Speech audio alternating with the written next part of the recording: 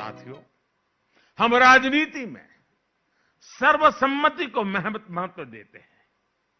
हम सहमति के प्रयास को करते करते सर्वसम्मति तक जाना चाहते हैं। दीनदयाल जी कभी भी राजनीतिक अस्पृश्यता में विश्वास नहीं रखते थे। और आपको याद होगा, जब मैं 2014 में आया तो मुझे सदन में एक बार बोलने का मौका मिला। तब मैंने सदन में कहा था और बड़ी जिम्मेवारी के साथ कहा था और बड़े कन्विक्शन के साथ कहा था। जो इस कन्विक्शन को हम लोग जीते हैं, हमें संस्कार में मिले हैं। और मैंने पार्लियामेंट में कहा था कि बहुमत से सरकार चलती है, बहुमत से सरकार तो चलती है, लेकिन देश तो सहमति से चलता है, सर्वसम्मति से चलता है। और हम सिर्फ सरकार चलाने नहीं आए हैं, हम तो देश को आगे ले जाने के लिए आए। हमारे राजनीतिक दल हो सकते हैं, हमारे विचार अलग अलग हो सकते हैं, हम चुनाव में पूरी शक्ति से एक दूसरे के खिलाफ लड़ते हैं, पर इसका मतलब ये नहीं कि हम अपने राजनीतिक विरोधी का सम्मान न करें। आपने देखा होगा, प्रणब मुखर्जी साहब, हमें भारत रत्न देने में गर्व हुआ। वे कोई हमारी पार्टी के नहीं थे, हमारे आलोचक थे। अभी आसाम में तरुण गोगोई जी, नागालैंड में एमसी जमीर जी, ये सारे हमारे राजनीतिक विचार थे, हमारे राजनीतिक दल से कोई लेना देना नहीं था। न ही हमारी पार्टी का हिस्सा थे, न हमारे गठबंधन का हिस्सा थे, लेकिन राष्ट्र के प्रति उनके योगदान का सम्मान करना हमारा कर्तव्य। हमने पद्मश्री दिया, पद्म भूषण दिया। राजनीतिक अस्पृश्यता का विचार हमारा संस्कार नहीं है। आज देश भी इस विचार को, अस्पृश्यता के विचार को अब देश अस्वीकार कर चुका है। हां, ये बात जरूर है कि हमारी पार्टी में वंशवाद को नहीं, कार्यकर्ता को महत्व दिया जाता है। इसलिए आज देश हमसे जुड़ रहा है और हमारे कार्यकर्ता भी हर देशवासी को अपना परिवार मानते हैं।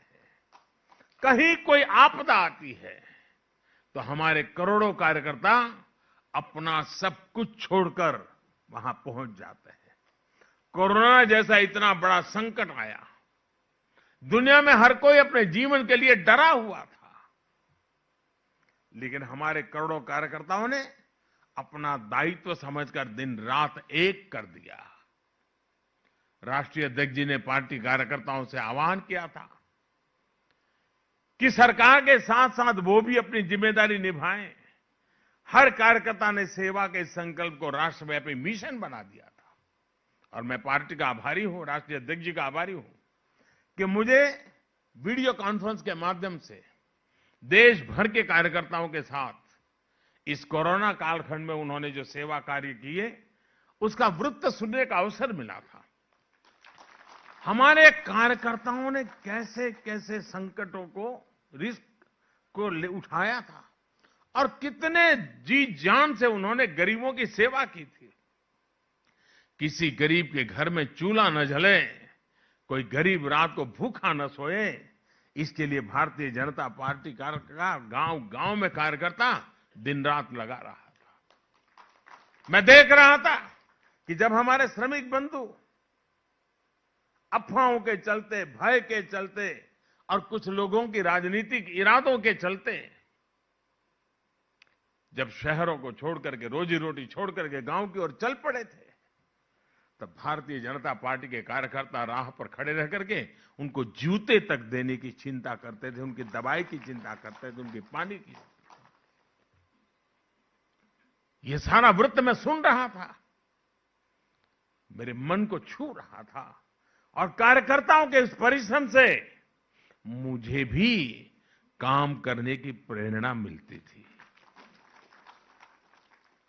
इस अभियान में किसी ने वोट बैंक की चिंता नहीं की। ये नहीं सोचा कि किसका वोट हमें मिलता, किसका नहीं मिलता।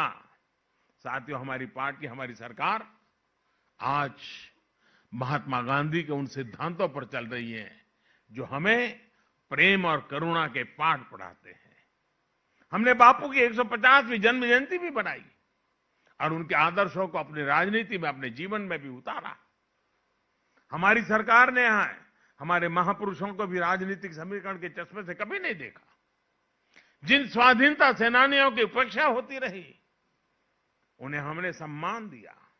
ये हमारी ही सरकार है जिसने नेताजी को वो सम्मान दिया जिसके वो हकदार थे।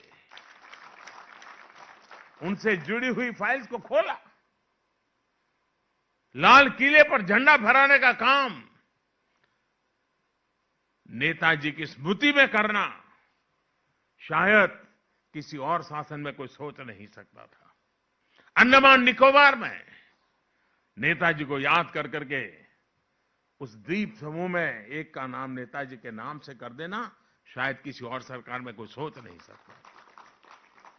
सरदार पटेल की दुनिया की सबसे बड़ी प्रतिमा बनाकर हमने उन्हें श्रद्धापूर्वक नमन किया है।